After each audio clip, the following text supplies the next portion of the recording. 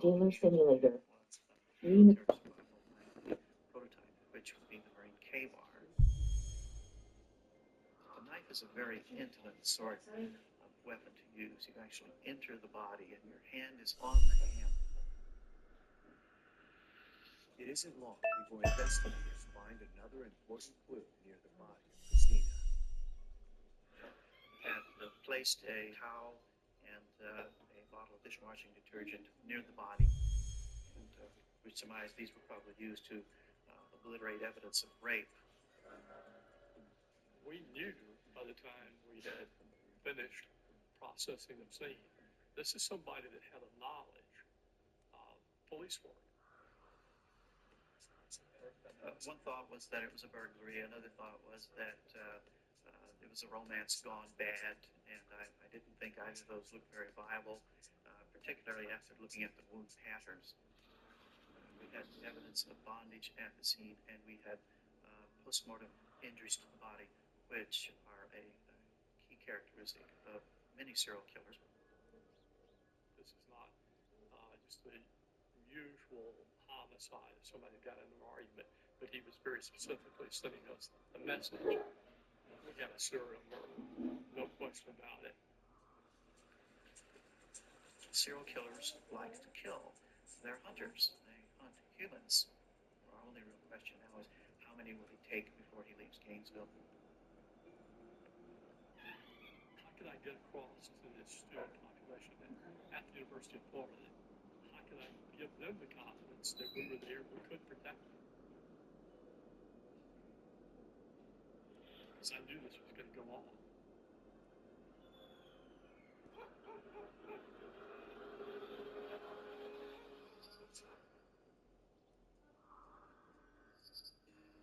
In August 1990, news of the gruesome double homicide of college freshmen Christina Powell and Sonia Larson quickly spreads through the town of Gainesville, Florida. I thought this was somebody who was hitting the University of Florida, very much as Ted Bundy had hit Florida State University in Tallahassee, and would do their damage and perhaps then move on, but I couldn't let the damage be done. Detectives scour the area, interviewing neighbors and searching for clues, but they come up empty. We didn't have a lot of eyewitnesses, and that makes it tough because you don't have anybody that drove by, or you didn't have promotion where local law enforcement was dispatched, or you didn't have somebody next door that says, yes, I saw him, or I saw people run away. Gainesville authorities waste little time assembling a task force, asking for help from other jurisdictions and agencies, including the FBI. We just wanted people that could help us figure out what was in this person's head. Serial killers that there was 3 or 4 people period of time between each killing. He'll kill, period of time goes by, he'll kill again, period of time goes by, he kills again.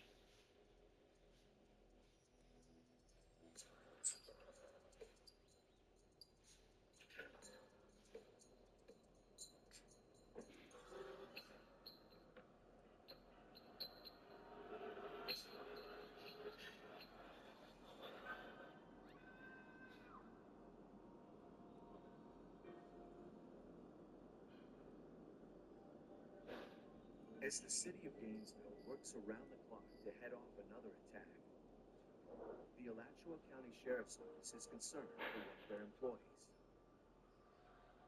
Krista Hoyt, an 18-year-old records clerk, has not arrived for a midnight shift. 2225 with Krista Hoyt. Supervisor of records advised she has failed to show up for work. Contact is made to have her call records ASAP. At around 12:30 a.m., a deputy is dispatched to a residence. I tried knocking on the door. I knocked for several minutes. Couldn't get any sort of an answer at all. I walked around to the side, and at that time, there was chain link fence, and I noticed that it was pushed down, as if somebody had walked across it. I started to become alarmed that something wasn't right. It's also clear that the lock on Krista's sliding glass door has been tampered with. there were Venetian-type blinds, and they were slightly raised on one side. And so I got down on my hands and knees to see if I could see anybody inside of the apartment. That's when I saw Krista lying on the bed. I thought that my eyes were playing tricks on me, and I couldn't believe what I was seeing. She had clearly been decapitated. I had been to scenes where people had lost their lives, but I'd never been to anything quite like that before. Nothing nearly that bad. My husband called me on the phone and said, Krista's been killed. He broke down and hung up. So I have no clue. I don't know if she has been in a car accident. I don't know what has happened to her. Krista Hoyt had evidence of sexual assault. She had been bound at the wrist with the duct tape.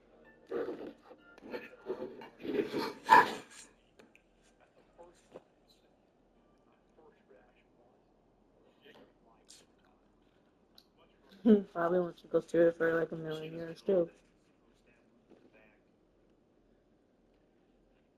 Aliens.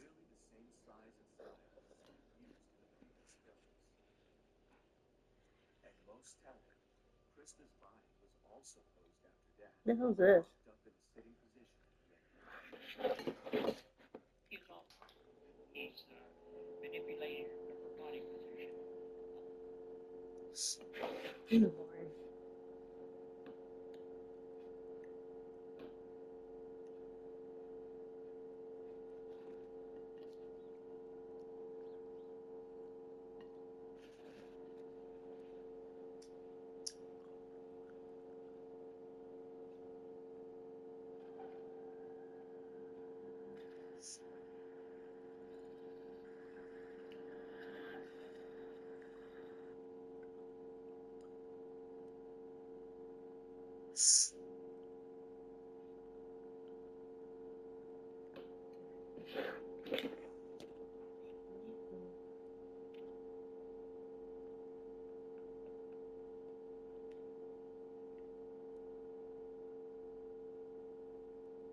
Oh, in his son.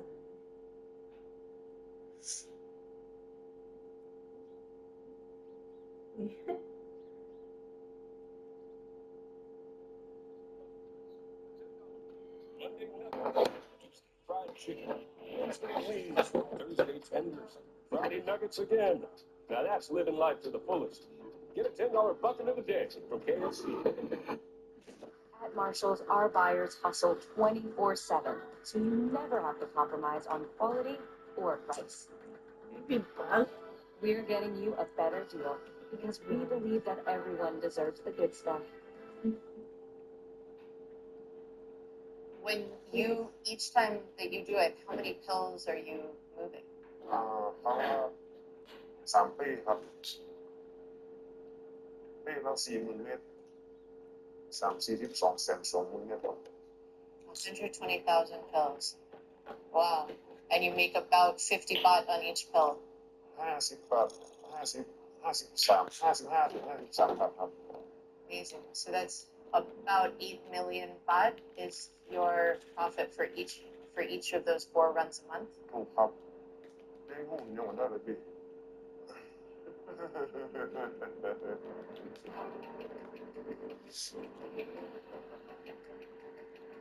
That potential for profit drives Myanmar's ethnic militias to sell here, and it also encourages local dealers to get new users addicted, fueling ever higher demand. Fighting that spiraling problem can feel pretty overwhelming to the undercover narcotics cops in Chiang Mai. Have you seen a big change in the kind of drugs that are showing up on the streets in Thailand?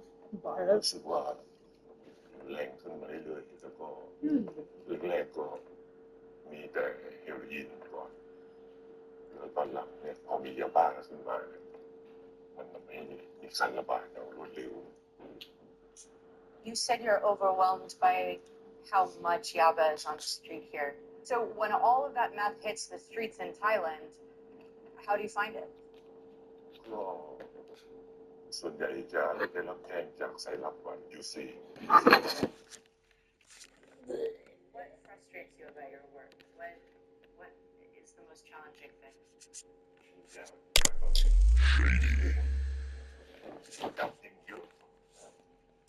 What about the users, the addicts who are buying the drugs? What kind of person were you seeing buying these drugs on the street? ส่วนใหญ่จะเป็นพวกใช้แรงงานพวกกรรมกรในรุ่นที่อยากลองแล้วก็ติด I remember not too long ago there were some pretty draconian drug laws here in Thailand. Did those policies work? ช่วยได้เยอะมากเช่นช่วยได้ดีมากช่วยได้เยอะมากแล้วกฎหมายที่รุนแรงเพราะว่าที่นี่จะกลัวถูกประหารชีวิตส่วนใหญ่นะ With upwards of 300,000 people behind bars, Thailand has the largest incarceration rate in Southeast Asia. Thai drug laws are particularly hard on women. In many cases, they're using yaba the same way that many Americans use Adderall in order to substitute for shifts when their mom is primary caregiver. One of those women is Nicole, who began taking meth to fuel her long work hours and eventually began to supplement her income with small sales of the drug to her friends. Until an informant turned her in, and suddenly, the habit designed to make Nicole more productive landed her behind bars in one of the most notorious prison systems in Asia. How long were you in prison? ถูกตัดสินมา6 ปี 3 เดือน แต่ว่าใช้ชีวิตปกติ3 ปี 8 เดือน How much meth did they find on you? ก็5 กรัม So for this amount of meth, Don't you have a break. lost all those years of your life. What are the conditions like in women's prisons here? พื้นที่ที่นอนก็แค่เนี้ยคุณนอน อย่างปีแรกที่เข้าไปเนี่ย 2,000 กว่าคน แต่ว่าพออยู่ไปสักพักในวันที่จะออกเนี่ย3 ปีกว่า มันเพิ่มมาเป็นเกือบ 4,000 คน ซึ่งถามว่า What were most of the women who were in your cell, what were they there for? 90% คดียาเสพติดทั้งหมดเลยค่ะ 90% Did you get to see your family? เขาก็มาหาอยู่ประมาณ2 ครั้งค่ะ แล้วแม่ก็จะมาหาก่อนที่แม่จะเสียชีวิตก็ประมาณ8 เดือนก่อนที่แม่จะเสีย ก็มาหาอยู่ครั้งหนึ่งเป็น3 ครั้งเลยประมาณ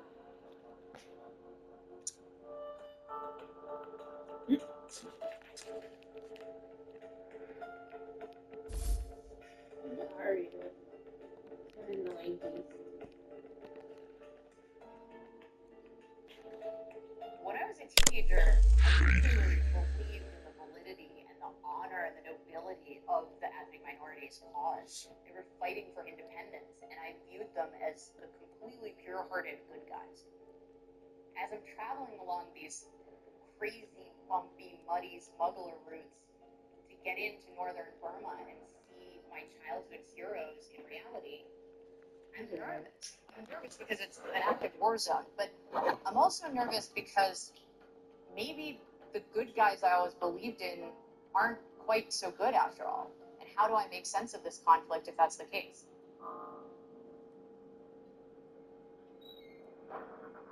It's wild and beautiful country up here as you enter Shan territory, but the surrounding region is home to several ethnic armed groups with suspected ties to the meth trade.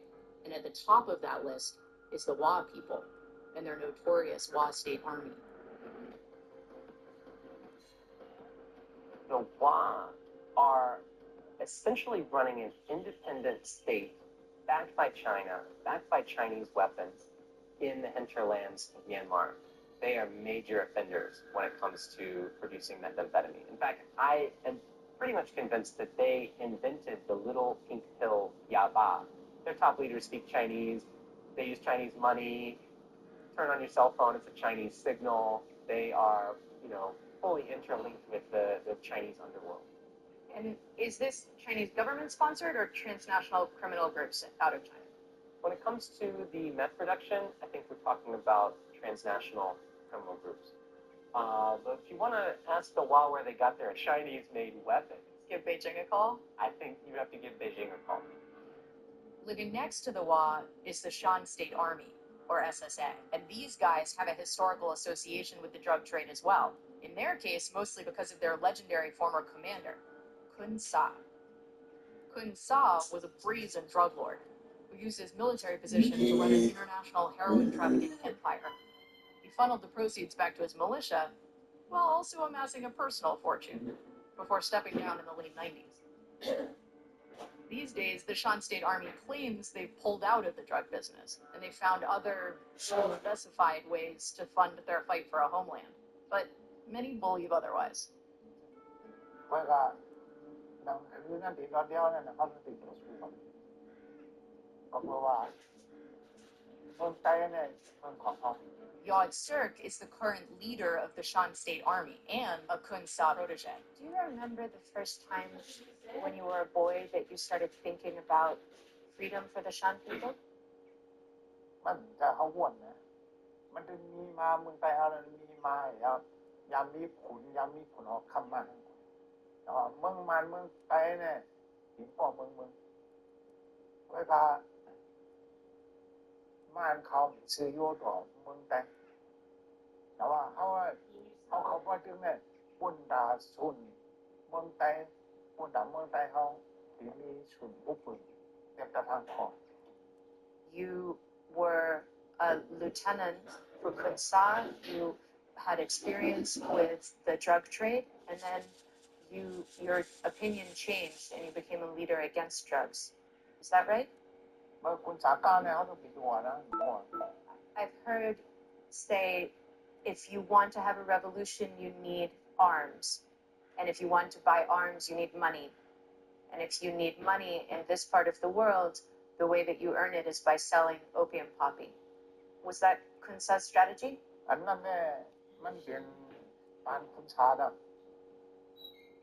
เขาข้าขึ้นมาตั้งมาเนี่ยมันชาปลาจีเที่ยวยามเอากำกันเพราะว่าเขาพูดว่าพอดียามเอากำไหนเนี่ยแต่ได้สิบกันเมื่อก่อนตั้งนานเลยมัน Has the government in Burma been supportive of your work?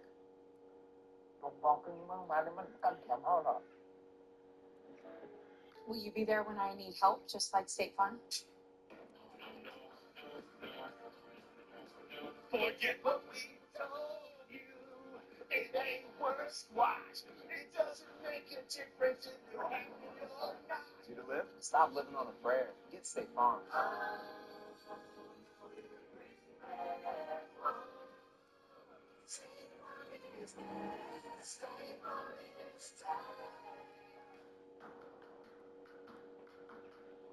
So tell me what we're doing. So we are going to patrol. We are on a mission to fight against the drug traffickers. These days, the SSA focuses a lot of resources on these foot patrols, ostensibly to root out drugs in Shan State. Hong Kong, the right-hand man of Yod Sirk, takes me out with the troops. I've seen military commanders all over the world do their various dog and pony shows, and I know a smokescreen when I walk into one. I'm pretty sure all his anti-drug hype is a propaganda exercise, designed to clean up the Shan's meth-tainted image. So these young men are going out for 2 months? Yes. What are they going to be doing? They will be deployed in the Shan State and make sure that the community is secure and the community is free from drugs. How? How? We are holding the guns. If they see the guns, the drug traffickers, they see the guns, they will be too scared to come forward. So if we run into drug dealers, what happens? Are they ready to fight? Of course, the soldiers are ready to fight, but if we run into any groups, whether it's Burmese or whether it's the armed groups that are involved with drugs, we will not delay to shoot them. Shoot to kill? Of course. So if when you're out patrolling, you see Burmese soldiers, you shoot? Of course. Because the agreement is, in the city, it belongs to the Burmese army and to the Burmese government. Apart from the city, this is our under control area. Are they the biggest threat for the Shan, the Burmese military? Yes. We are trying to wipe out the young generation of the Shan. The police and the militia who are under the Burmese military structure, they are providing to the military with their shipment in order to weaken their self-reliance. Do you think that that's part of the Burmese government's strategy? Do you think that they want to see drugs used in the ethnic states to weaken their adversaries? This is what they are doing. Using the Burmese military misdeeds is usually a pretty safe bet. And after years of documenting the Burmese government's human rights abuses, I'm hardly their biggest fan. But the evidence suggests the government doesn't deal in meth itself. They prefer to take their profit from the drug trade in less direct ways, like taxation and bribes. Ask dealers anywhere along the supply route where their yaba originates, and they won't point you to the Burmese military. They'll send you right here, to these hills, the Shan, and their notorious neighbors, the Wa. Where is Wa territory from here? From here, when you look at the mountain, you can see that the Wa Business are down below us. Wow, it's so close. So is this area ever subject to skirmishes? Is this where you fight? At the moment, we are not fighting, we are having a discussion. But the Wa are still involved in the drug trade?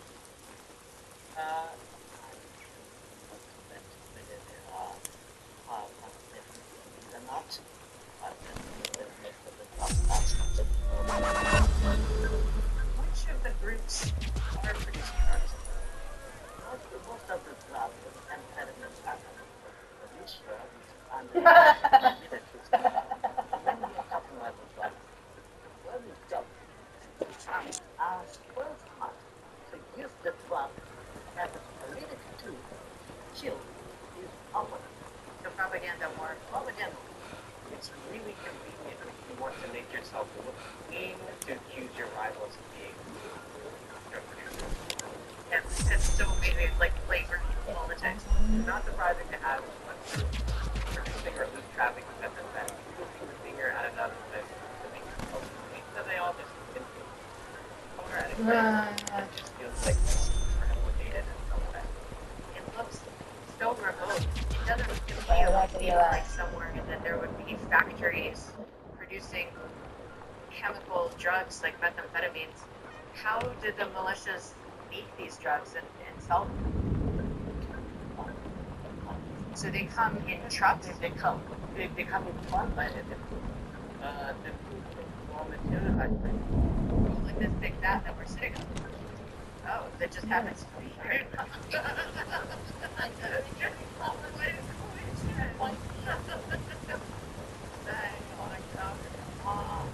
Oh my goodness. I wonder what it's doing here.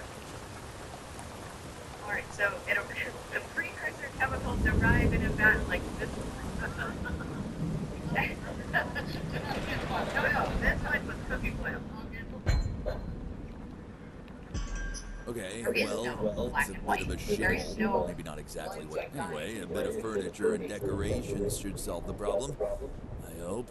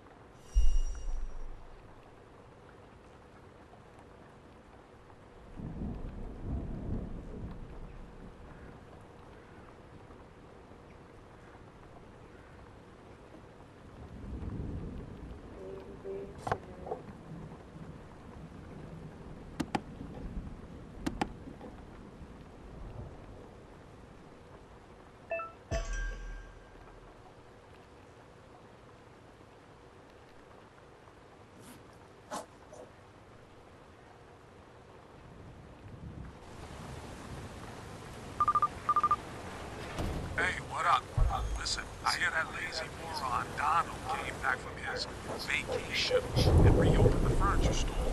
You might want to check that out. You might need some storage space or equipment soon. Talk later.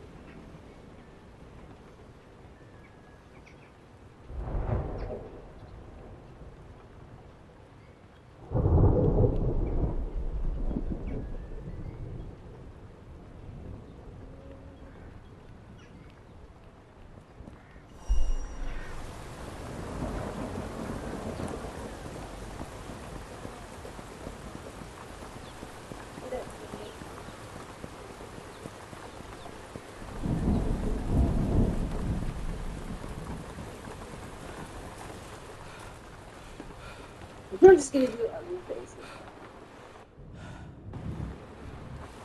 There.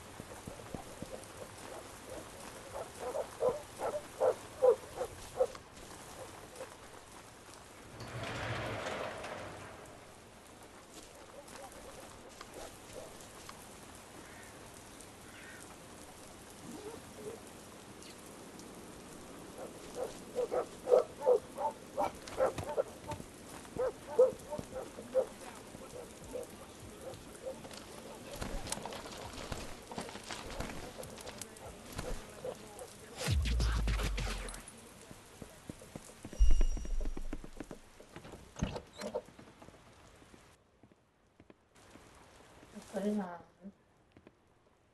I don't know why. Anyway, whatever. You're stuck with it now.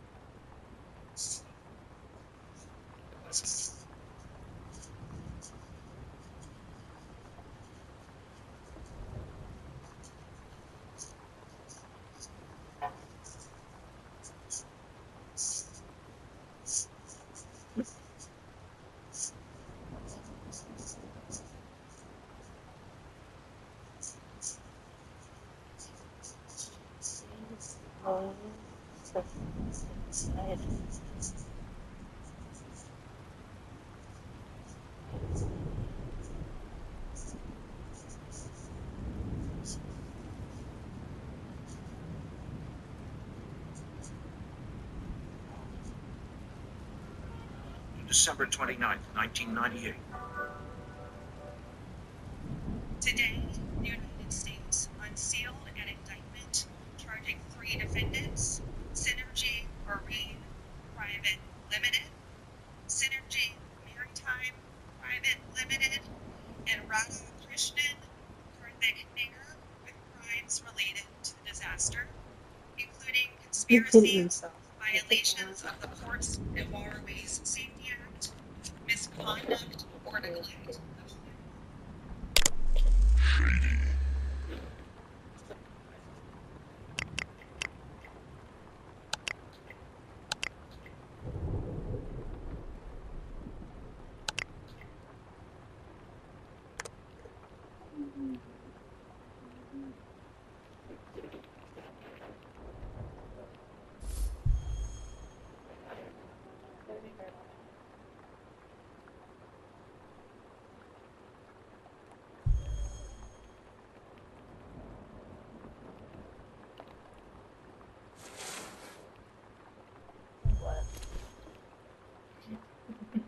Fucking say it.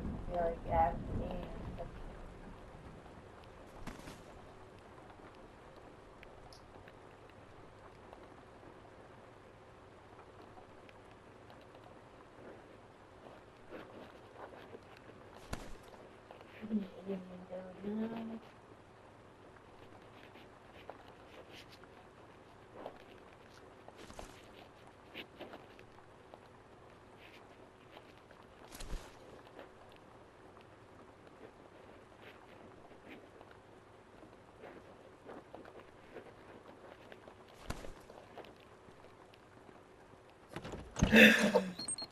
Girl, that poor girl and her brother.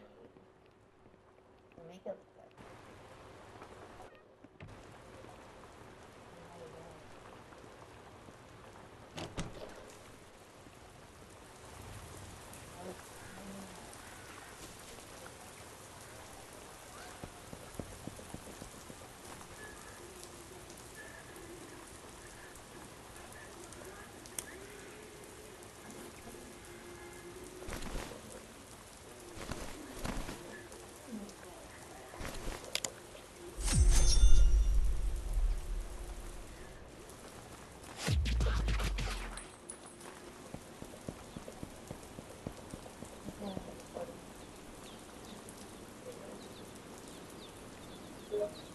Still recording. Drug dealer simulator.